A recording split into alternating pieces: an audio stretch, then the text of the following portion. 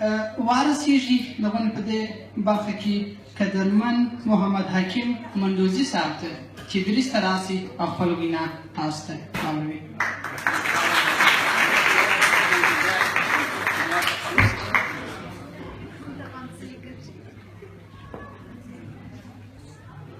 ملګرو زه فکر کوم چې اکثره خسته شوي دي، غواړم چې زه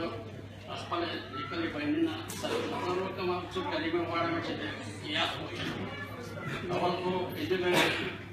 وختوره ورځ په مناسبت ټولو راغلو مېلمنو ته ملګرو ته مبارکي وایم. ملګرو دوستانو، هر چا د پښتو د ورځې په مناسبت خپل لیدلوری، خپل فهم درک، خپل معلومات وړاندې کړل. اما زه چې ډېر زیات علاقه مند کړم د ټولو ویناوو، البته زما په نظر زما دپاره چې ډېره د پام وړ وینا وه هغه دی پوپل صاحب خبرې وې چې یو عملي اړخ درلودی. زموږ ځانګړتیا په دې کې ده چې موږ اکثره ډېر زما په شمول خبرې ډېرې وکړو، مګر خبرو باندې نه کارونه جوړ شوي دي نه مملکتونه آباد شوي دي. موږ د پرګماتي توګه د عملي کار د اړخ نیمګړتیا ډېره په ځان کې موږ لا هم تر اوسه پورې د پښتو د ژبې په اړه خبرې کوو، اما د پښتو د ژبې په اړه د کار عملي کار موږ تر اوسه نه دی کړی. زموږ زیات دا پښتانه ملګري یوه بدبختي لري چې هغه د کتاب د مطالعې سره دوستي نه لري، مینه نه لري، علاقهمندي نه لري. د جهان د انکشافاتو پر مکتبونو سره دې سره د اشنا کولو هغه نه لري، مینه نه لري. د بله طرفه دوی د جهان سره د همغږۍ د همژبۍ دغه رمز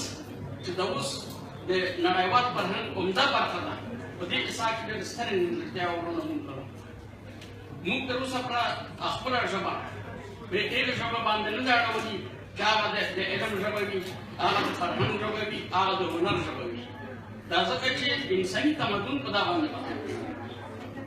نو په دې خاطر باندې زما د ملګرو نه دغه هیله ده چې اول د پښتو دپاره څومره ټولنه دلته وجود لري، پنځه شپږ ټولنه هم دلته واخیستی شي، اما یوه داسې ټولنه شي د پښتو په نام باندې یوه متحده ټولنه دلته په سراسري عالم کې وجود ولري. خو دا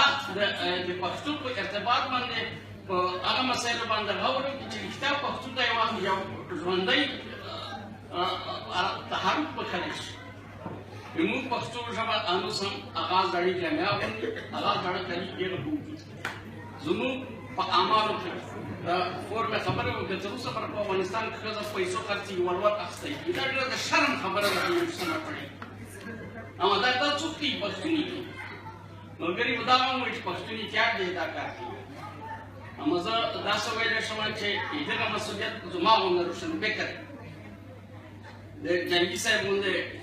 په اصطلاح باندې نفر چې دا د تحریک یا د یوه حزب غټ حزب نمایندګي ریاست یې په غاړه درلودی کولی فکر دا سړی دی. ولې دی کوم داسې کار د پښتو دپاره نه دی کړی چې په هغه باندې په خپله ژبه مورنۍ ژبه ترجمې ولري او دا ژبه د یو نړیوال علمي بهیر سره یو ځای کړي. په دې خاطر باندې په یوه ژبه کې علمي اثار وجود ولري، علمي څېړنه وجود ولري، څوک لیونیان دي چې هغه ولولي یا دغه ژبه زده کړي. نو په دې خاطر باندې ملګرو زه تاسو ډېر زیات وخت نه نیسم، فقط چې یو تعداد ملګرو په دې هکله ته ګوته ونیوه. اما ملګري پوپل صاحب ډېرې خوږې خبرې په دې ارتباط باندې وکړې چې ملګري یوازې په هغه باندې نه کېږي، په شعارونو باندې نه کېږي، په راټوکېدو باندې نه کېږي، یوازې زموږ دا خبرې چارمان چې وغږو په یوه چامپدان دې نه کېږي. لطف فکر دی دغه جلسې نه باید تاسو دې دپاره چې واقعا دا پښتو د علم په ژبه بدله شي، دا پښتو واقعا د یوه سیاله ژبه په جهان بدله شي، دې دپاره کار پکار دی. بله طرف په ستر خطر ځان د تاسو ته وایم چې نړیوال ګلوبلیزم چې د هویتونو د ملو ګړنګېدو په طرف یو واحد نسل په طرف روان دی. ټکنالوژیک فکر دی دغه رسالت په لاس کې اخیستی دی، دغه انقلاب تخنیکي نن ورځ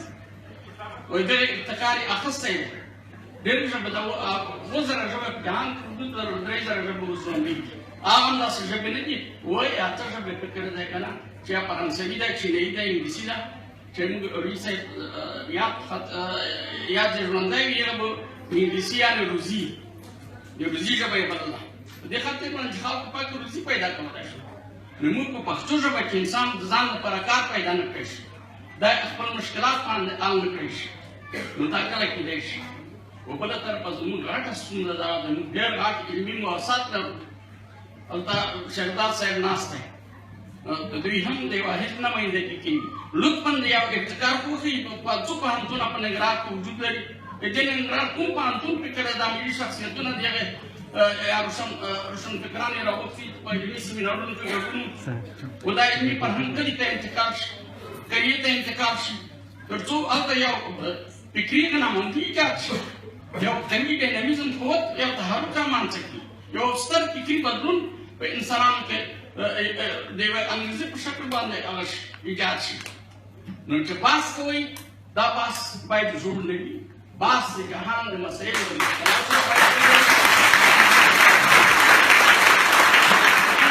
نو چې راځي موږ ملګري دا خواهش نه کوم تاسو نه کښه یم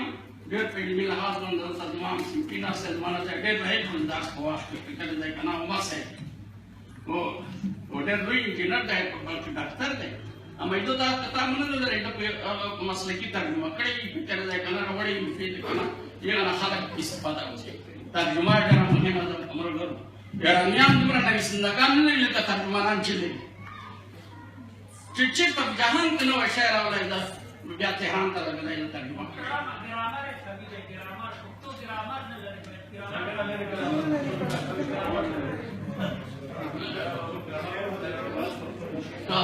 بله یوه خواهش دله کومه چې د ځوانانو ته وخت ورکړي ځوانان باید موږ دا عادت کړو ډېر زاړه زموږ دا ځوان نشي تعاملولی که خبرې وکړي هغه نه موږ ځینې عزت غواړي هغه دا غواړي چې ته باید زما احترام وکړې زه چار شی وکړم مګر نه ځوان آینده دی ځوان د آینده په ځوانانو پورې تړلې ده ځوانان زموږ د ټولنې اساسي هغه دی فکر دی که نه په اصطلاح باندې هغه نمایندګي ده هغه په دې خاطر باندې ځوانان باید تشویق شي سیمینارونو لارې چې دوی باید په هغه ملک کې چې ژوند کوي هغه ډول باید کار وکړي موږ په آخر کې یوه بل خواهش زه کوم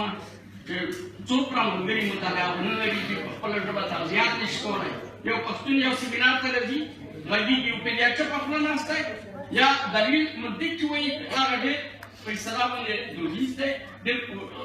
په اصطلاح باندې د خلکو د غوښتن هغه نشي کولی په دې خاطر باندې دا علت دا شی دوی په خپله ژبه مطالعه نه لري د کتاب سره حتی عین فکر د دوستي نه لري نو تاسو ته وجونه ډېره زیاته مننه ملګرو بخښنه غواړم د وخت نیول نه مو تاسو ته ستر باندې